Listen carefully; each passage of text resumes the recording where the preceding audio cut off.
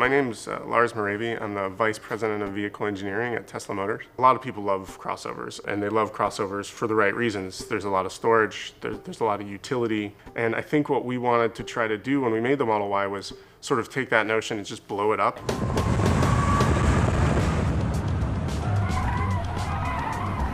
Our cars have always had great range and great dynamics. In the Model Y, we actually added what we call off-road mode, which is a little bit of that brake torque vectoring to like on steroids. Maybe you're doing a little bit of river rocking and one wheel gets off the ground, you clamp that down and the other three put torque forward so you still keep moving. And that's something, gives the Model Y a capability that you might not otherwise get in a pretty sporty crossover SUV. At Tesla, we always started a first principles approach. You don't get to say, well, we've done that for 50 years, so that's the way we're going to do it for the next 50. You have to prove everything you're doing from the ground up with, first principles of physics and mechanics, and really that's our boundary. Is like, what does physics say is the envelope? And that's as far as we'll take things. There's been a lot of talk about the rear casting and how cool it is and what it does, but one of the problems when you make big pieces of aluminum is that they warp when you heat treat them. Well, with Model Y, we actually invented our own alloy that is able to achieve super high levels of strength and durability, so that saves money, cost, energy, because we don't have to heat treat it with these giant ovens. But more importantly, keeps the part straight, and that means we don't have to machine the whole thing.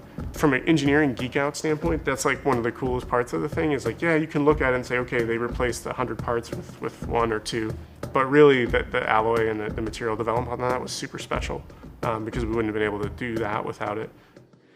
At Tesla, we've always tried to constantly improve our products. Then to integrate all the functionality that you have in a typical crossover is something that's super important. So the cargo space in the rear, the additional cargo space in the front, fold flat seats that give you this wide open area if you need to do it, the towing that we have on the back end, all of that combined, and then saying, you know what, it's still going to be a Tesla when you drive it. People that like to be dynamic, they're going to love it. People that want to sit up high and see the road, they're going to love it. People that have a family and need the storage space, they're going to love it.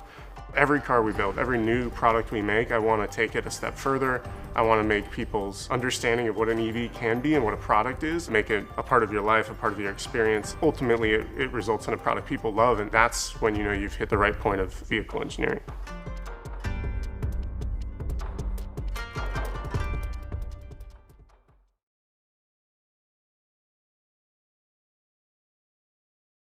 If you own a dog, you'll probably want to get yourself a Tesla, and here's why. The Tesla app now lets you view the in-cabin camera when dog mode is activated, allowing you to check on your doggo at any time. It tells you the temperature inside the car and lets you adjust the AC remotely. You can also do things like vent the windows or even open the boot in an emergency. Dog mode will always display a message on the in-car screen to let others know your dog is safe. This is honestly a game changer for anyone that owns a dog.